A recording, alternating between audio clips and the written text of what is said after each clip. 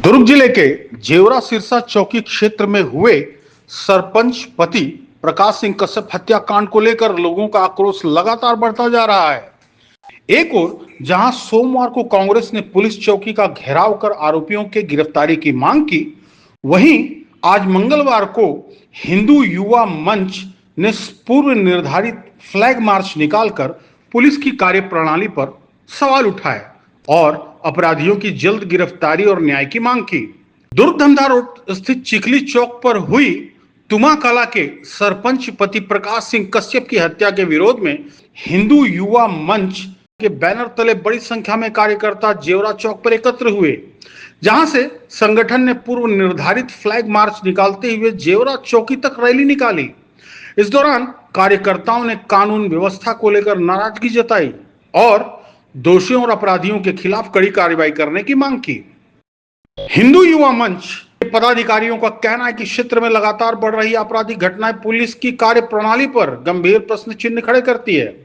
उनका आरोप है कि यदि पुलिस की गश्त और निगरानी व्यवस्था प्रभावी होती तो ऐसी घटनाओं को रोका जा सकता था। संगठन ने चेतावनी दी कि यदि आरोपियों की जल्द गिरफ्तारी नहीं हुई तो आंदोलन और तेज किया जाएगा। गौरतलब है कि सोमवार को भी जिला कांग्रेस ग्रामीण अध्यक्ष राकेश ठाकुर के नेतृत्व में कांग्रेस कार्यकर्ताओं और ग्रामीणों ने जेवरा सिरसा चौकी का घेराव कर पुलिस प्रशासन के खिलाफ प्रदर्शन किया।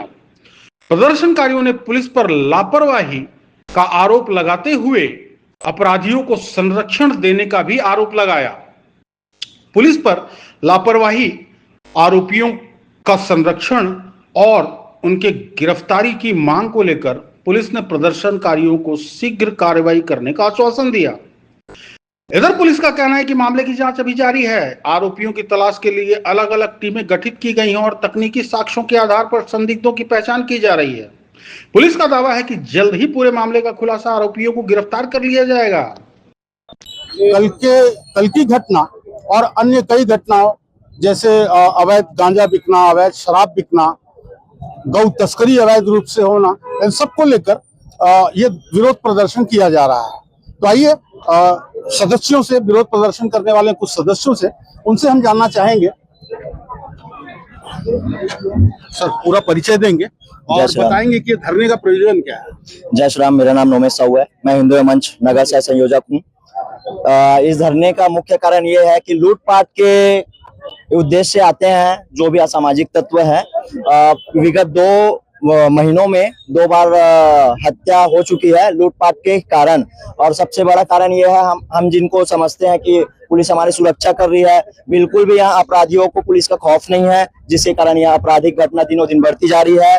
गांजा तस्कर बढ़ते जा रहे हैं, नशीली पदार्थों का तस्करी यहाँ बढ़ता जा रहा है, और तो और मंदिरों में या कई जगह चोरी भी हो रहा है, जिसके कारण कुछ लोग, जैसे जिसके यहाँ मेरे यहाँ चोरी हुआ तो मैं अगर किसी को आवेदन दे रहा हूँ, कम से कम मेरे क्षेत्र में ऐसे 20 लोग हैं, 20 आवेदन चौकी में दे चुके हैं, जिसके ऊपर पुलिस कार्रवाई करती ही नहीं, मतलब आवेदन ले लेते हैं और ठीक है हम देखते हैं। तो ऐसे में चोर और अपना बड़ा हाथ फैलाने की कोशिश कर रहे हैं और बाहर से चोर आ रहे हैं। यहाँ रात भर ढाबों का संचालन हो रहा है, शराब वारा परोसा जा रहा है ढाबों में। रात भर ढाबों खुलने के कारण बाहर से लोग, असामाजिक तत्वों का बढ़ावा यहाँ बढ़ता जा रहा है दिनों दिन, जिसके कारण एक लूटपाट के उद्देश्य से आते हैं और हत्या करके चले जा रहे हैं, है ना। तो इसमें हमारे क्षेत्र की जनता इतने भयभीत हो चुके हैं कि घर से निकलना भी मुश्किल हो चुका है, जिसके कारण हम बहुत परेशान हैं। हम खुद अपने आप को सुरक्षित महसूस नहीं कर पा रहे रात के समय में। जय श्री राम।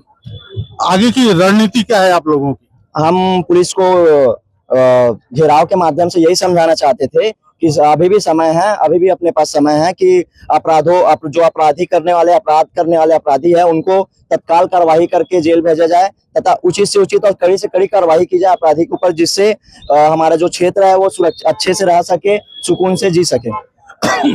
ये जो समस्या में आप बता रहे हैं, जी, इन समस्याओं को लेकर क्या कभी पूर्व में चर्चा की गई?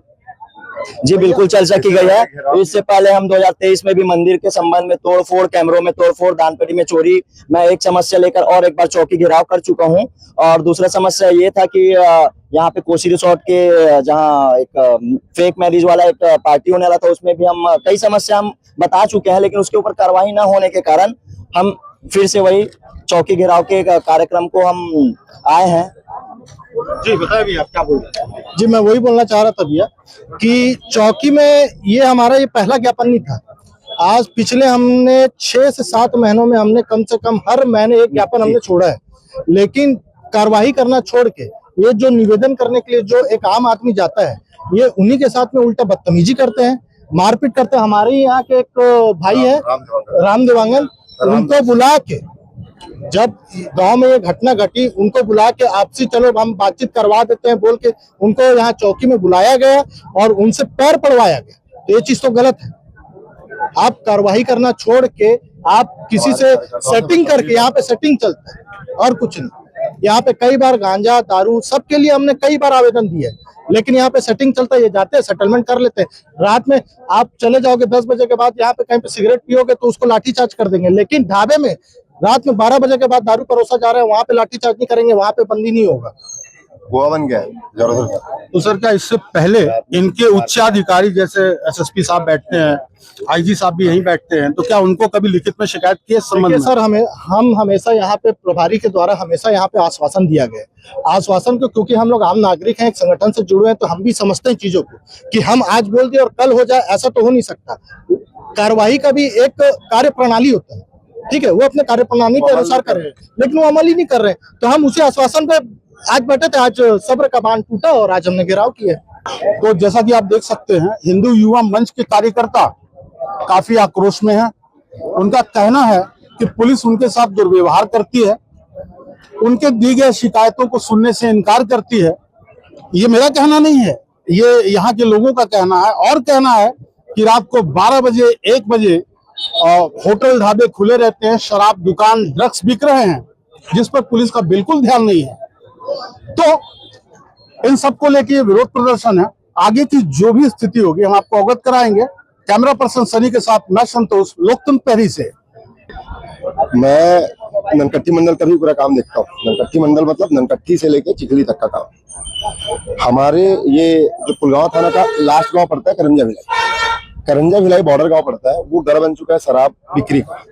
वहाँ एक समाज के द्वारा लगभग 2 सालों से मतलब आपको एनी टाइम 24/7 कभी भी शराब मिल जाएगा करंजा भिलाई का। उसको लेके हम इससे पहले मैं एक बार और ज्ञापन दिया हूँ सर को, संज्ञान में भी उनके लाया था, उनने कोई कार्रवाई नहीं किया। खाली ज्ञापन का दौर चल रहा है, अमल उसमें वो लोग नहीं कर रहे। उनको जिस चीज में अमल नहीं करना चाहिए उसमें कर रहे हैं, और जो कायदे का काम है वो नहीं किया जा रहा है। दूसरा बात, ये चौकी के पीछे गांजा बिकता है, उसमें भी वो लोग ध्यान नहीं दे रहे हैं। तीसरा, अभी ये जो मर्डर हुआ, ये जो भी जुआ से जुड़ा हुआ किसी चीज से जुड़ा होगा, लूटपाट है कि क्या है वो तो पुलिस वाले बताएंगे।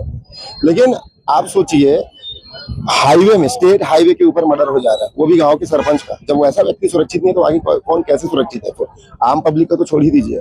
तो आपके न्यूज के माध्यम से हम प्रभारी तक ये खबर पहुंचाना चाहते हैं कि वो कार्यवाही करें अच्छे से, और नहीं तो फिर उग्र प्रदर्शन और कुछ।